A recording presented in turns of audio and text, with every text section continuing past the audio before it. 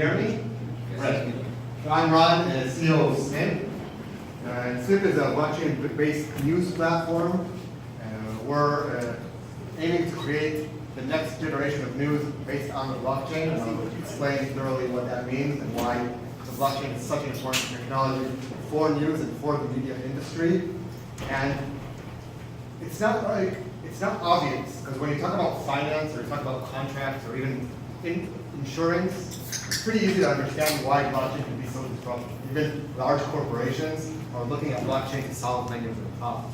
When you talk about media and content creation, it's a bit more complex, a bit more difficult, and I hope that after this talk it'll be much more obvious why blockchain is so important in media and specifically in creating high quality, reliable media, which is something that's become very important in the past few years.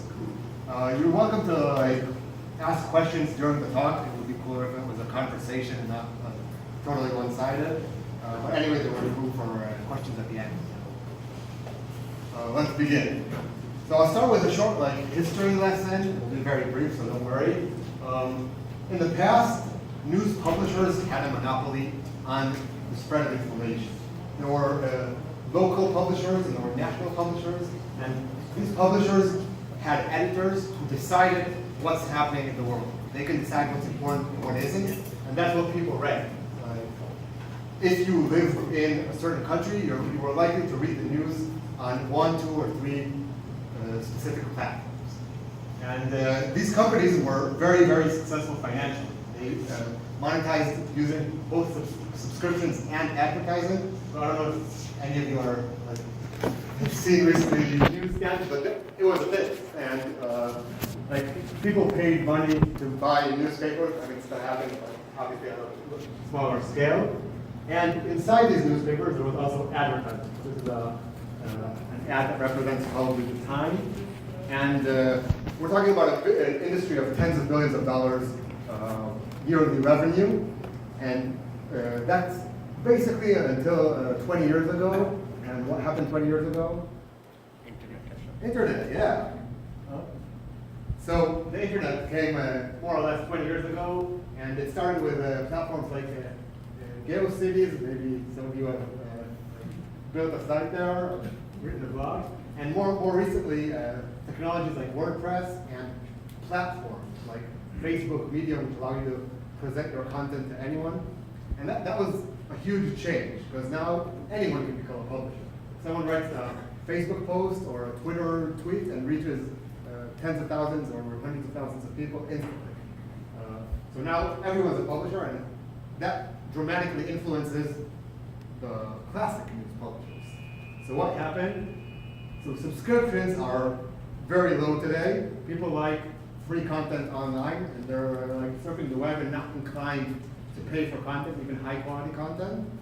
And advertising is being more and more controlled by the large tech companies, by Facebook, by Google. Once your attention isn't limited to a single newspaper or a news outlet, but is mostly on Facebook, on Instagram, on Google, various platforms, YouTube, then most of the digital ad dollars also go to these places, to these platforms. And you can see here, this graph on the right is almost all of the growth in ad revenue has been going to these two platforms. They're very good at this, they're very successful. And this is creating a huge problem for the news publishers. And they're thinking how to handle this tectonic change that has been occurring in the past 10, 20 years, and in higher pace in the past 5 years. Like Google and Facebook have really pressed on it in the past years, and it's working very well for them. And how are publishers fighting back? So let's see. So a lot of entertaining content. So Leonardo DiCaprio might be a human puppy. Asteroid could hit the Earth. Like clickbait stories, entertaining stories, provocative stories, and also listicles. I mean, you've definitely seen these things online. 12 reasons why. Listicles of listicles, like 7 of the worst listicles. So that's pretty amazing that that exists. So it's it wasn't hard to find examples for that. And in addition, surprisingly, creating longer stories. So you'd ask yourself, what's the connection between the revenue problem and longer stories? And the answer is ads. Like, the reason that content is much longer than it used to be is that allows for more ad placements on a single page. So if a news outlet was successful in gaining your attention and making you click on something, they're going to capitalize on it as much as possible. And that makes sense, but that creates a very bad browsing experience. And it also creates low quality content. Because if an article could be summarized in 2 or 3 paragraphs, and then you're reading 15 paragraphs, then your time is basically being wasted, which is a shame. And there are formulas like more text, more money. It's not across the board, of course. I mean, there are outlets who are more concise and less, but this is one of the ways that they're handling this problem. And this, generally speaking, creates a bad experience for users. If you want to read news today online, and I'm sure many of you can relate to this, it's a pretty bad experience. You're reading a headline, you're not sure that it actually tells you what the story is about. You're not sure it's accurate. You don't really know who published it and what was the motive behind publishing that story. And that's what brought us to create Snip. Like about 1.5 years ago, my co-founder Ronnie and I started working on Snip. And our idea was, we realized that these dramatic changes are happening in media, in news publishing. And we were thinking how we can change this. How can we create a different model which provides people with better news? And our vision is to build the future of news on the blockchain. So I talked for like a few minutes on why news is broken, why there's a major problem in news and in news monetization. But what does that have to do with the blockchain? Probably many of you are asking. And I hope the next few slides will provide you with a better understanding of this problem and possible solutions. So how does the Snip solution look like?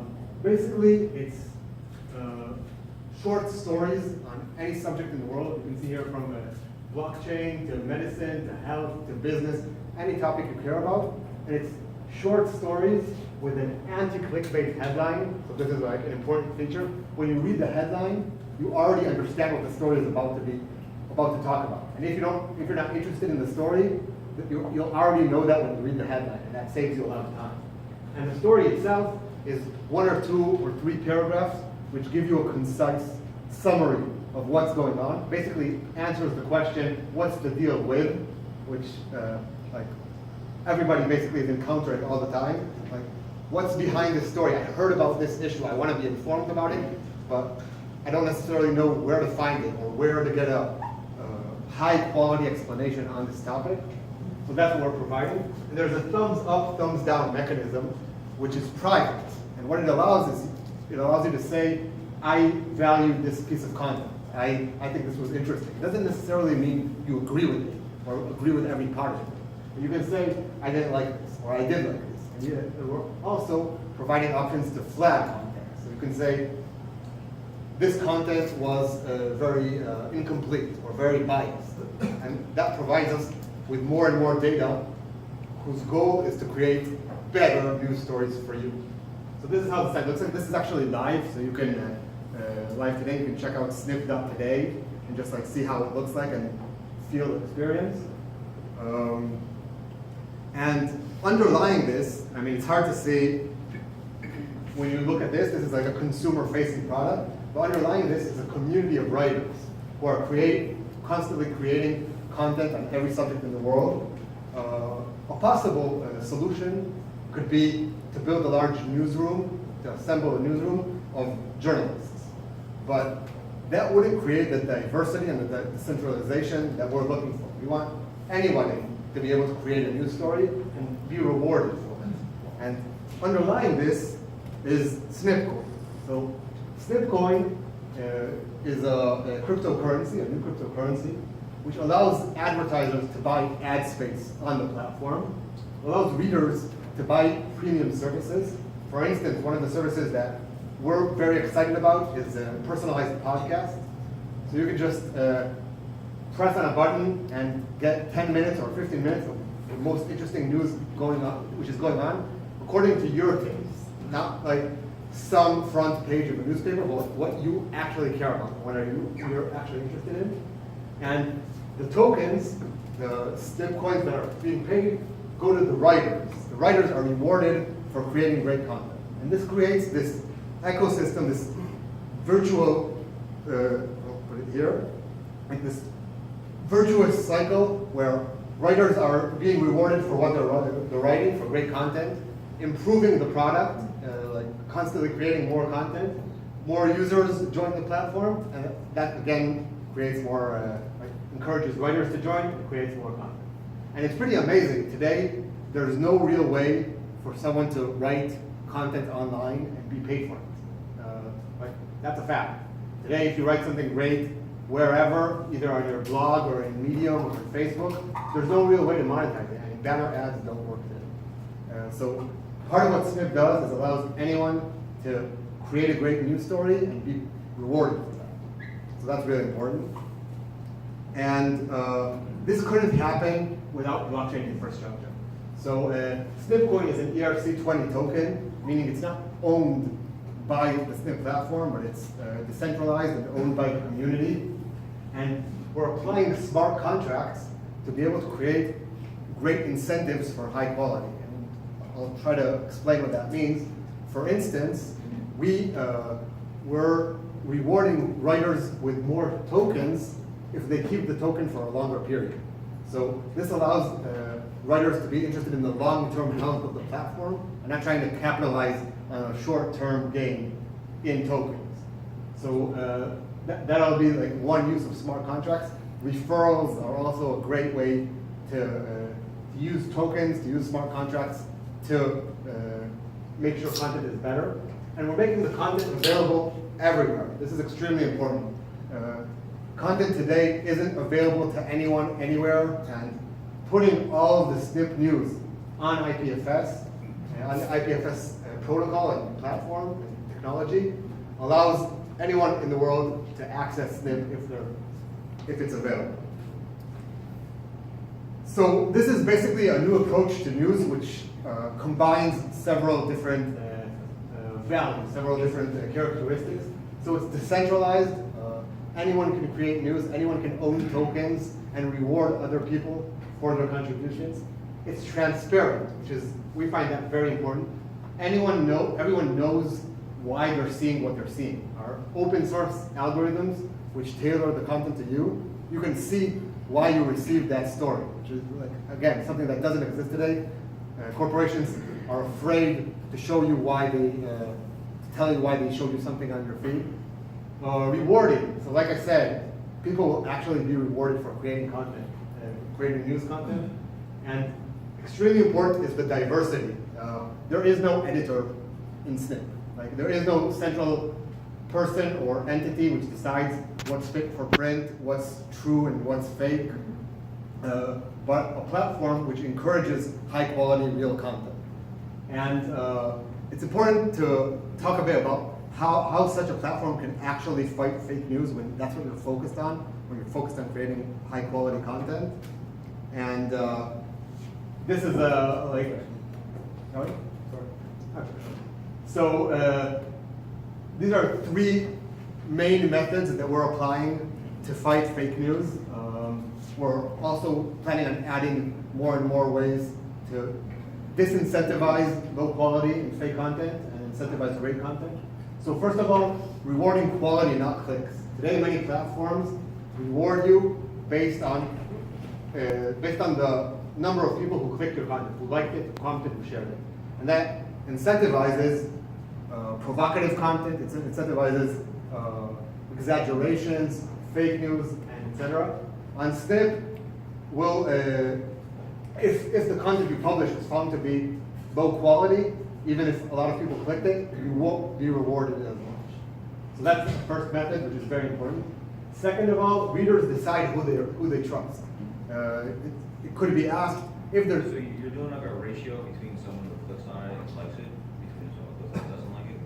So it's not only...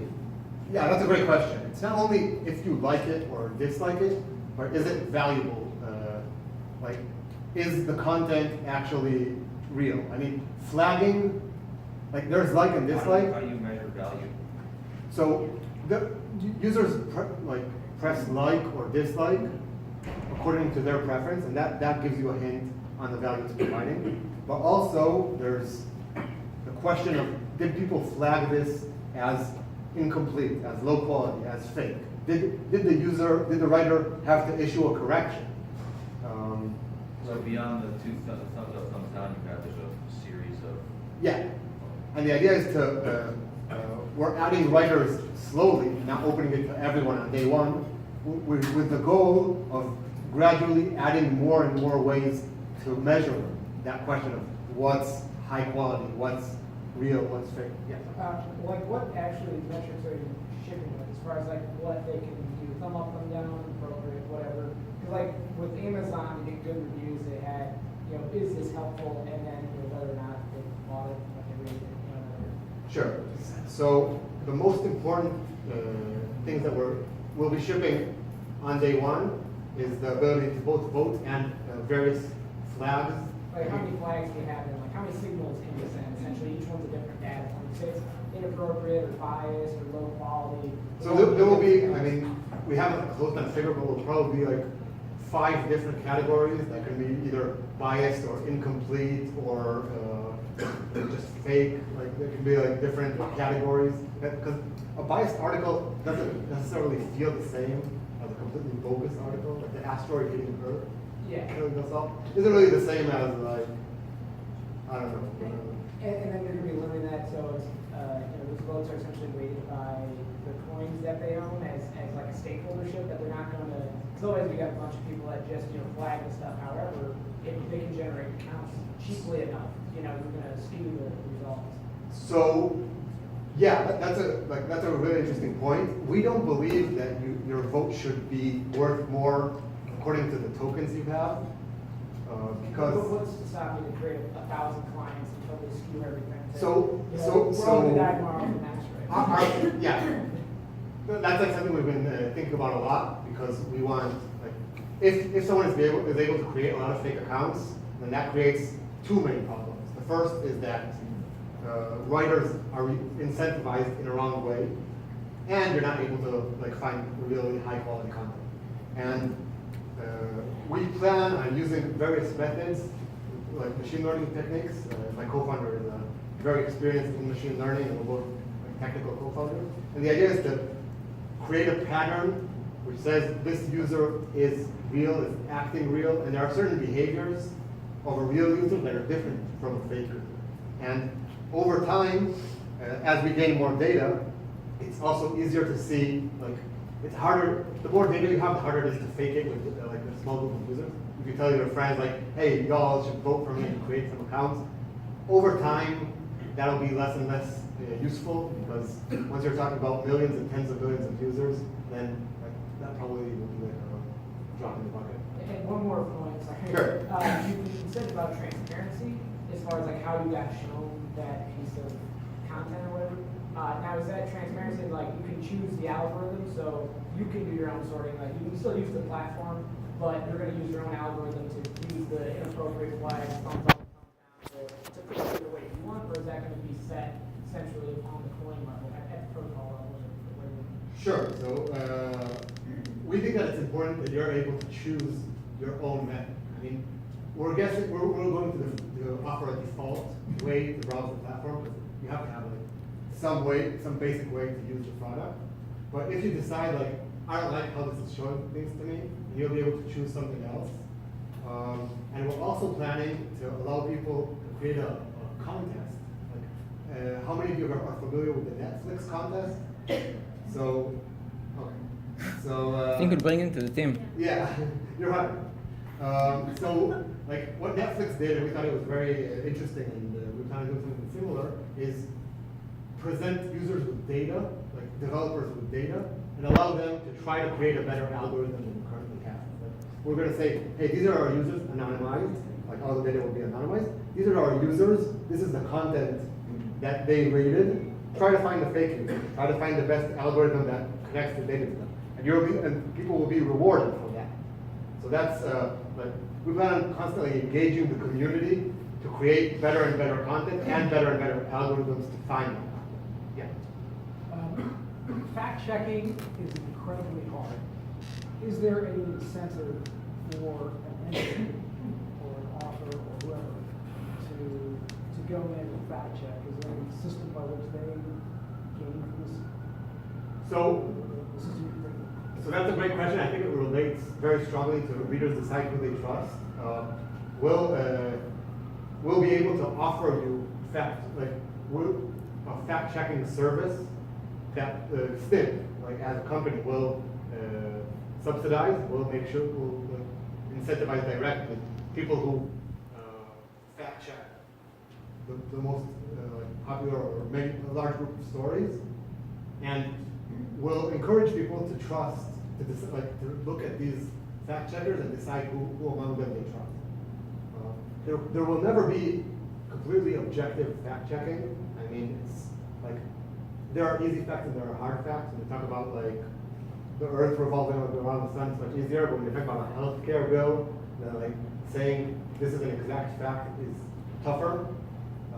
And we don't plan to like provide the answer. We're not going to say, hey, we fact checked and this is our fact checking. But we will say, hey, this is a pretty common fact checker, and we think that it could be a good idea to trust it. And you could say, no, I don't trust them. They're biased in some sense, and that's fine, like, from us. So we're giving readers a lot of, a lot of space to decide what they trust. Yeah. So in our current world, people basically read what they already believe. And Sure. So they are going to reward what they already believe, regardless of whether it's true or false. So I feel like your system doesn't prevent that from happening. But I wonder if there's, and so I'm interested in back on that. I also wonder if there's a way to basically, like miner's mine for coins, you can have sort of miner's mine for fact checking. So you have a system of tracking how well a particular article is doing with fact checking, and how many miners are agreeing, there's consensus on, yes, this many miners I'll just call it miners now, have indeed validated this fact versus this many who say it's false. And I don't know how the blockchain would come into that, but it seems like that was my first thought when I saw this, and I thought, I'm going to come here because I want to see if they're doing it. But they're going to be doing something using the blockchain to arbitrate fact checking, I guess, and give the reader a stronger sense of like, it's just compelling, or it's just this is garbage. Okay, so those are like two really important questions. I'll start with the first one and then move on to the second. So the first question was, how do we avoid, I'm paraphrasing a bit, but I hope it makes sense. How do we avoid the echo chambers? Like people inside their echo chamber rewarding content that they like, not necessarily that is accurate or high quality, but just the content that they like. And there are two parts, like two answers to that question in our view. First of all, we're going to try to educate the users that the like and dislike button isn't agree or disagree. And part of that is making that vote private. So once the vote is private, on Facebook today, if you like something, then your friends are likely to see, like, hey, Ron liked this European campaign for president. And now it's like, okay, so Ron is right wing, right? Ron is left wing. And once the vote is private, people will be less incentivized to just like or dislike according to their preferences. But in addition, and something that's even more important, is that there's a spectrum of opinions. So like, if there's the extreme right and the extreme left, then the more a piece of content overlaps, then probably the more accurate it is. So if someone who is right-wing reads a left-wing opinion and still can value it, and once you reach enough users, you can actually see that in the data, and you're able to get a much better clue and say, okay, this is probably something that's more objectively valued. Like I can look at this piece of content and say, yeah, it probably has merit. If there's only a small group of people which is very typical, which is rewarding a certain piece of content, then the algorithms will take that into consideration and will incentivize that in a much weaker sense. So, a question actually. Yet another question. Algorithms. Sorry? Where are your algorithms running? So all the algorithms that are like analyzing all of this data. where- yeah, so our model is that we'll have a website, like a centralized website where you can access Snip. And the reason for that is that you have to have an easy default way to read news on the platform. Like my mother, she doesn't know what IPFS is, and frankly, she doesn't really care. But she does want to read great news. So you have to provide her with like a platform where she can read content. In addition to that, you can read it anywhere you want. So if you're accessing the content raw on IPFS, then probably we won't be able to present it to you with special the algorithms will be open source, so you'll be able to build a website that presents it to you in a way that you find fit. But it won't be us. Like it will only be our content and our algorithms, but not our data. I'll try to answer the second question. We don't have that all solved yet. I mean, we plan to incentivize people to flag low quality content. I'll just say the question again. What he asked, I hope I'm rephrasing it correctly, is how do you use the blockchain, or how could you use the blockchain to actually encourage the flagging of fake news and reward people who flag fake news? So, like I said, we don't have it all figured out today. We plan on using the Snip token to encourage people to flag content and reward them if they're right and punish them, quote unquote, if they're wrong. We don't have, it won't be a minor system, it won't be a completely decentralized method to do that, and we're still building. The idea of how to exactly incentivize people, and I'm sure it will evolve. I mean, we'll start with something, it'll be very public and very obvious for everyone how it works, and over time, we'll gain on that feedback and develop the product.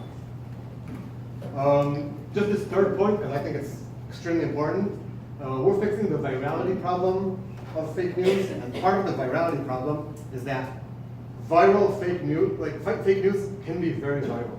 It's very engaging, it's very interesting, it's very exciting, and it can reach tens of thousands of shares or retweets and reach millions of people. And that's just like a fact of life. People love to share engaging content, and the correction that says, oh, actually that's not really true, nobody shares that. Nobody's like, hey everyone, it turns out that what I shared was wrong. So if you use the mainstream platforms today, you don't get the correction, you just don't see it. The data constantly shows it. And what Snip will allow is that if a story has been debunked and you saw the original story, and you'll actually see the correction. You'll actually see the complementary story, which explains why the original story was mistaken or inaccurate or fake. And that's something that really doesn't exist today, a way to make sure that people are informed of what's going on. And you see that everywhere. It can be not only people always think of fake news in politics, but there's in health, and there's in business, it's everywhere, accurate news, fake news, and using this, fixing the virality problem at its source, what people are viewing and what their friends are viewing, we find that to be very, very important, and that's also something that will be on Snip on day one.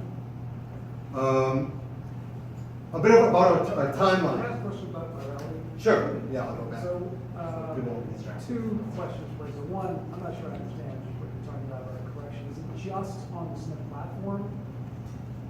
What happens when someone shares it on Twitter?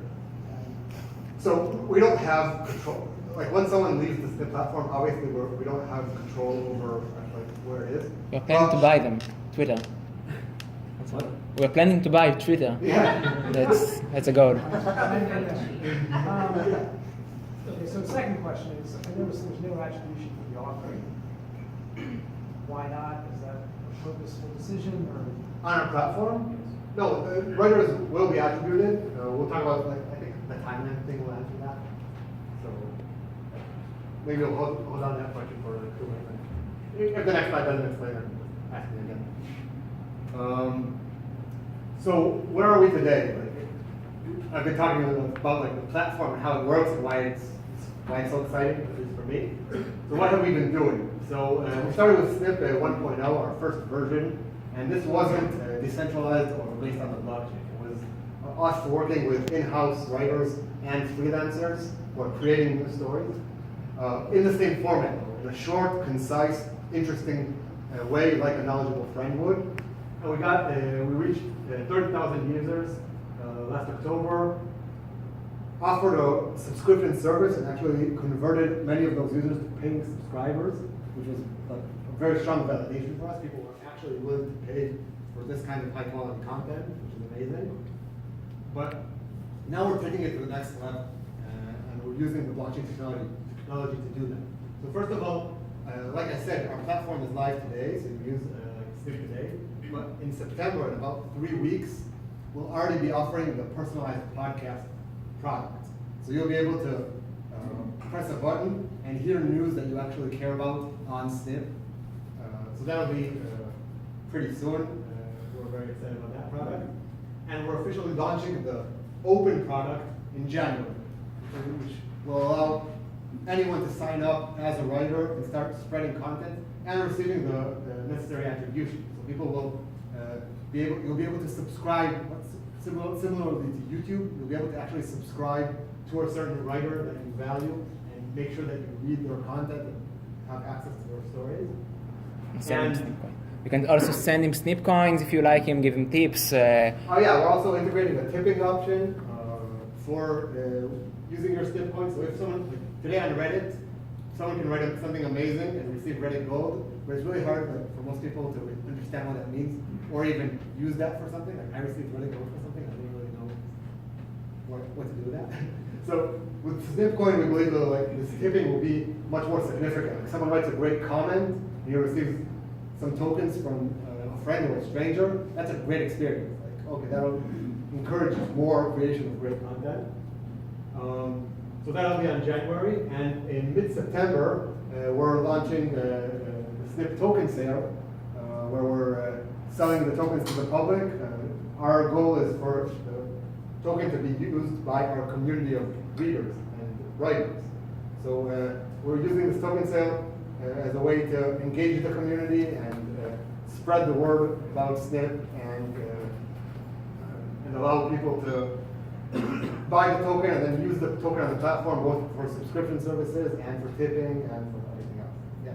So do readers need to have their own wallet, or do you keep the secrets on your system? So the question was, do readers have to have a wallet? And as you can probably see, Snip is a product for the masses. Like part of our stated goal is to bring blockchain to the masses.